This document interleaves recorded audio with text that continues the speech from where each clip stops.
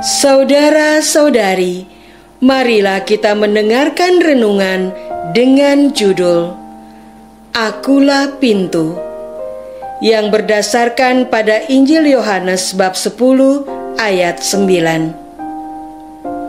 Yesus bersabda, "Akulah pintu, barang siapa masuk melalui aku, ia akan selamat, dan ia akan masuk dan keluar dan menemukan padang rumput."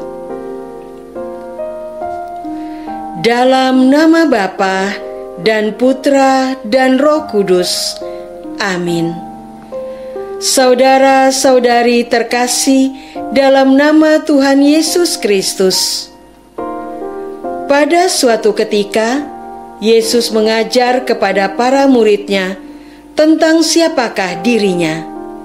Sabda Yesus, "Aku berkata kepadamu, sesungguhnya siapa yang masuk ke dalam kandang domba dengan tidak melalui pintu, tetapi dengan memanjat tembok, ia adalah seorang pencuri dan seorang perampok. Tetapi siapa yang masuk melalui pintu, ia adalah gembala domba. Untuk dia penjaga membuka pintu, dan domba-domba mendengarkan suaranya. Dan ia memanggil domba-dombanya masing-masing menurut namanya dan menuntunnya keluar. Jika semua dombanya telah dibawanya keluar, ia berjalan di depan mereka, dan domba-domba itu mengikuti dia karena mereka mengenal suaranya. Tetapi seorang asing pasti tidak mereka ikuti, malah mereka lari daripadanya, karena suara orang-orang asing tidak mereka kenal." Itulah yang dikatakan Yesus dalam perumpamaan kepada mereka. Tetapi mereka tidak mengerti apa maksudnya. Ia berkata demikian kepada mereka. Maka kata Yesus sekali lagi, "Aku berkata kepadamu, sesungguhnya akulah pintu ke domba-domba itu. Semua orang yang datang sebelum aku adalah pencuri dan perampok, dan domba-domba itu tidak mendengarkan mereka. Akulah pintu. Barang siapa masuk melalui aku, ia akan selamat, dan ia akan masuk dan keluar dan menemukan padang rumput. Pencuri datang hanya untuk mencuri dan membunuh dan membinasakan. Aku datang supaya mereka mempunyai hidup dan mempunyainya dalam segala kelimpahan." Saudara-saudara terkasih, hidup manusia di dunia ini dibatasi oleh ruang. Namun karena keterbatasan fisiknya, manusia tidak bisa melewati ruang itu begitu saja. Harus ada jalan terbuka untuk berpindah ke ruang yang lain. Jika berada di kamar atau rumah, kita bisa berpindah ruangan dengan melewati pintu yang terbuka. Jika berada di tengah kota metropolitan, dengan mudah kita menemukan petunjuk lalu lintas, atau pada zaman sekarang mengikuti Google Maps. Bagaimana jika berada di padang gurun, di hutan belantara, di samudra raya? Tanda-tanda apakah yang bisa kita pergunakan untuk keluar dari situasi tersebut? Kepada siapakah kita akan percaya bahwa kita dituntun menuju jalan keluar?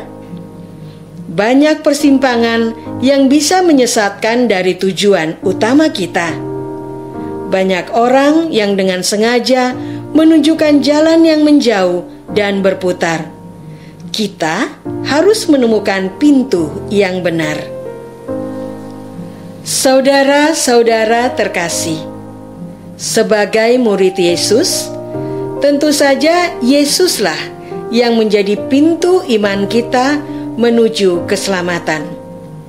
Sikap ini sesuai dengan sabda Yesus sendiri, "Akulah pintu, barang siapa masuk melalui aku, ia akan selamat. Ia akan masuk dan keluar dan menemukan padang rumput. Jelaslah bahwa iman kita akan Yesus memang bersumber dari sabda Yesus sendiri. Yesus adalah pintu menuju kepada domba-domba, yaitu kita umatnya. Tidak ada seorang pun atau sesuatu pun yang bisa bertemu dan bertindak jahat kepada domba-dombanya jika tidak melalui Yesus. Yesus menjamin bahwa pintu yang diberikannya pasti aman untuk menjaga domba-dombanya. Pintu yang dipasang oleh Yesus itu tidak memerlukan suatu alat pengaman seperti gembok, kunci, atau alarm. Yesuslah pintu itu, sehingga tidak ada satu kekuatan jahat pun yang akan mampu menembusnya. Sabda Yesus bahwa dirinya lah pintu sebagai satu-satunya jaminan Yesus kepada para muridnya akan keselamatan yang ditawarkannya. Jika demikian, mengapa kita masih ragu melalui pintu itu? Saudara-saudara terkasih, keselamatan apa yang ditawarkan Yesus untuk mengumpulkan harta benda, jabatan, kekuasaan, nama baik, popularitas? Bukan. Yesus tidak menawarkan kenikmatan duniawi. Untuk memiliki paras wajah dan bentuk tubuh yang menawan, untuk memiliki kecerdasan otak dan kemahiran berbicara. Bukan. Yesus tidak memilih akal budi untuk selamat. Untuk memiliki umur panjang dan dikenal sepanjang masa? Bukan.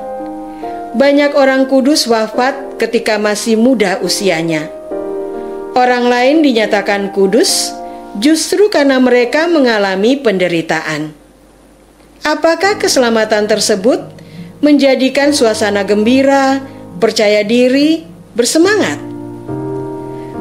Tidak juga. Ibu Teresa Kalkuta sering mengalami kekeringan rohani dalam pelayanannya. Apa yang ditawarkan Yesus? Dengan melalui Yesus, kita akan menemukan keselamatan yang sejati, yang tidak akan terpisahkan oleh waktu. Keselamatan tersebut tidak berhubungan dengan tawaran duniawi apapun. Hanya karena kasih Tuhan sendiri kepada kita, pintu itu dihadirkan ke dunia ini.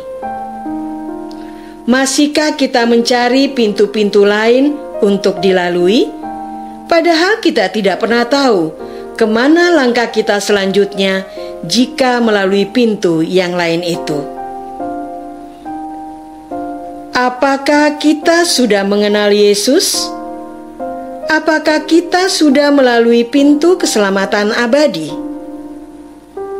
Marilah kita berdoa. Ya Tuhan, kami memang domba yang tidak taat kepada keselamatan abadi yang Engkau tawarkan melalui Yesus Putra-Mu. Kami lebih suka memilih jalan kami sendiri yang tidak menuju keselamatan. Hanya kenikmatan duniawi yang kami cari.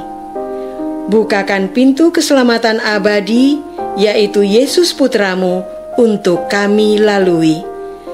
Engkaulah Tuhan kami, kini dan sepanjang masa. Amin. Semoga kita semua selalu dinaungi dan dibimbing oleh berkat Allah yang Maha Kuasa, Bapa dan Putra dan Roh Kudus.